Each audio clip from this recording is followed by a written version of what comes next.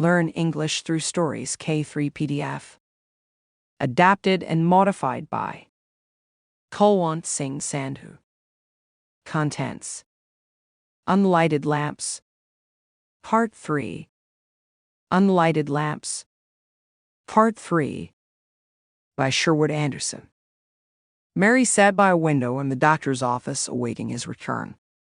So absorbed was she in her own thoughts that she was unconscious of the voice of Duke Yetter talking with the men in the street. When Duke had come into the street, a hot anger of the early part of the evening had returned, and she again saw him advancing toward her in the orchard with the look of arrogant male confidence in his eyes, but presently she forgot him and thought only of her father. An incident of her childhood returned to haunt her. One afternoon in the month of May when she was 15, her father had asked her to accompany him on an evening drive into the country. The doctor went to visit a sick woman at a farmhouse 5 miles from town, and as there had been a great deal of rain, the roads were heavy. It was dark when they reached the farmer's house, and they went into the kitchen and ate cold food off a kitchen table. For some reason, her father had, on that evening, appeared boyish and almost gay. On the road he had talked a little. Even at that early age, Mary had grown tall, and her figure was becoming womanly. After the cold supper in the farm kitchen, he walked with her around the house, and she sat on a narrow porch. For a moment her father stood before her. He put his hands into his trouser pockets and, throwing back his head, laughed almost heartily. "It seems strange to think you will soon be a woman," he said. "When you do become a woman, what do you suppose is going to happen? What kind of a life will you lead? What will happen to you?" The doctor sat on the porch beside the child, and for a moment she had thought he was about to put his arm around her. Then he jumped up and went into the house, leaving her to sit alone in the darkness.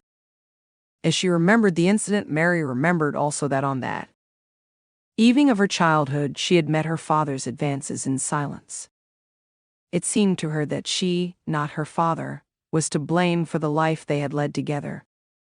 The farm laborer she had met on the bridge had not felt her father's coldness. That was because he had himself been warm and generous in his attitude toward the man who had cared for him in his hour of sickness and misfortune. Her father had said that the laborer knew how to be a father, and Mary remembered with what warmth the 2 boys fishing by the creek had called to her as she went away into the darkness. "Their father has known how to be a father because his children have known how to give themselves," she thought guiltily. She also would give herself. Before the night had passed, she would do that. On that evening, long ago, and as she rode home beside her father, he had made another unsuccessful effort to break through the wall that separated them. The heavy rains had swollen the streams they had to cross, and when they had almost reached town, he had stopped the horse on a wooden bridge. The horse danced nervously about, and her father held the reins firmly and occasionally spoke to him. Beneath the bridge, the swollen stream made a great roaring sound, and beside the road, in a long flat field, there was a lake of flood water. At that moment, the moon had come out from behind clouds, and the wind that blew across the water made little waves. The lake of flood water was covered with dancing lights. "I'm going to tell you about your mother and myself," her father said huskily, but at that moment the timbers of the bridge began to crack dangerously, and the horse plunged forward. When her father had regained control of the frightened beast, they were in the streets of the town, and his diffident, silent nature had reasserted itself. Mary sat in the darkness by the office window and saw her father drive into the street. When his horse had been put away, he did not, as was his custom, come at once up the stairway to the office, but lingered in the darkness before the barn door.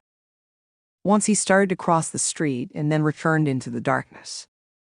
Among the men who for 2 hours had been sitting and talking quietly, a quarrel broke out. Jack Fisher, the town night watchman, had been telling the others the story of a battle in which he had fought during the Civil War, and Duke Yetter had begun bantering him.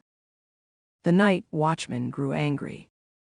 Grasping his nightstick, he limped up and down The loud voice of Duke Yetter cut across the shrill, angry voice of the victim of his wit. "You ought to have flanked the fellow. I tell you, Jack, yes, sir, ee. You ought to have flanked that Reb, and then when you got him flanked, you ought to have knocked the stuffings out of the cuss. That's what I would have done," Duke shouted, laughing boisterously. "You would have raised hell, you would," the night watchman answered, filled with ineffectual wrath. The old soldier went off along the street, followed by the laughter of Duke and his companions, and Barney Smithfield, having put the doctor's horse away, came out and closed the barn door. A lantern hanging above the door swung back and forth. Dr. Cochran again started across the street, and when he had reached the foot of the stairway, turned and shouted to the men. "Good night," he called cheerfully. A strand of hair was blown by the light summer breeze across Mary's cheek, and she jumped to her feet as though she had been touched by a hand reached out to her from the darkness. 100 times she had seen her father return from drives in the evening, but never before had he said anything at all to the loiterers by the barn door. She became half convinced that not her father but some other man was now coming up the stairway. The heavy, dragging footsteps rang loudly on the wooden stairs, and Mary heard her father set down the little square medicine case he always carried. The strange, cheerful, hearty mood of the man continued, but his mind was in a confused riot. Mary imagined she could see his dark form in the doorway. "The woman has had a baby," said the hearty voice from the landing outside the door. "Who did that happen to? Was it Ellen, or that other woman, or my little Mary?" A stream of words, a protest, came from the man's lips. "Who's been having a baby? I want to know. Who's been having a baby? Life doesn't work out. Why are babies always being born?" he asked. A laugh broke from the doctor's lips, and his daughter leaned forward and gripped the arms of her chair. "A baby's been born," he said again. "It's strange, that my hands should have helped a baby be born while all the time death stood at my elbow." Dr. Cochran stamped upon the floor of the landing. "My feet are cold and numb from waiting for life to come out of life," he said heavily. "The woman struggled, and now I must struggle."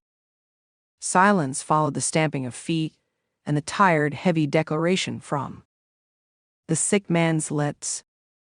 From the street below came another loud shout of laughter from Duke Yetter. And then Dr. Cochran fell backward down the narrow stairs to the street. There was no cry from him, just the clatter of his shoes upon the stairs and the terrible subdued sound of the body falling. Mary did not move from her chair. With closed eyes she waited. Her heart pounded. A weakness complete and overmastering had possession of her, and from feet to head ran little waves of feeling, as though tiny creatures with soft hair like feet were playing upon her body. It was Duke Yetter who carried the dead man up the stairs and laid him on a bed in one of the rooms back of the office. One of the men who had been sitting with him before the door of the barn followed, lifting his hands and dropping them nervously.